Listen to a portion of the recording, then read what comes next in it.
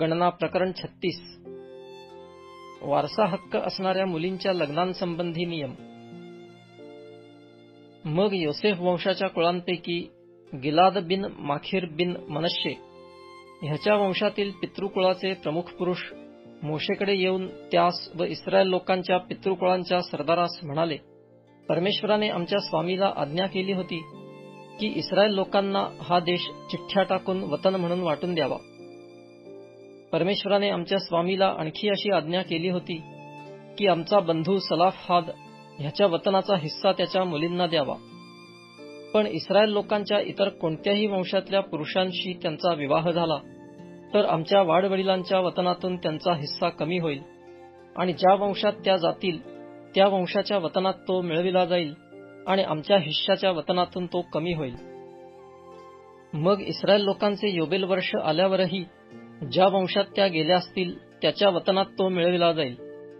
अशाने त्यांचे वतन आमच्या वाडवडिलांच्या वंशाच्या वतनातून कमी होईल। तेव्हा परमेश्वराच्या वचनाप्रमाणे मोशेने इस्रायल लोकांना आज्ञा केली की योसेफाचे वंशज म्हणतात ते बरोबर आहे। सलाफहादाच्या मुलींसंबंधाने परमेश्वराने अशी आज्ञा केली आहे की त्यांना आवडेल त्याच्याशी त्यांनी विवाह करावा, पण आपल्या बापाच्या वंशाच्या एखाद्या कुळातील पुरुषाशीच त्यांनी विवाह करावा। इस्रायल लोकांचे वतन एका वंशातून दुसऱ्या वंशात जाऊ नये। इस्रायल लोकातील प्रत्येकाने आपल्या बापाच्या वंशाच्या वतनाला चिकटून राहावे। इस्रायल लोकांच्या कोणत्याही वंशातील कोणत्याही मुलीला वतन मिळालेले असेल तर तिचा विवाह तिच्या बापाच्या वंशाच्या कुळातल्या मुलाशीच व्हावा। अशाने इस्रायल लोकातील प्रत्येकाला आपल्या वाडवडिलांचे वतन मिळेल। कोणतेही वतन एका वंशातून दुसऱ्या वंशात जाऊ नये। इस्रायल लोकांच्या प्रत्येक वंशाने आपल्याच वतनाला चिकटून राहावे। परमेश्वराने मोशेला आज्ञा केल्याप्रमाणे सलाफहादाच्या मुलींनी केले।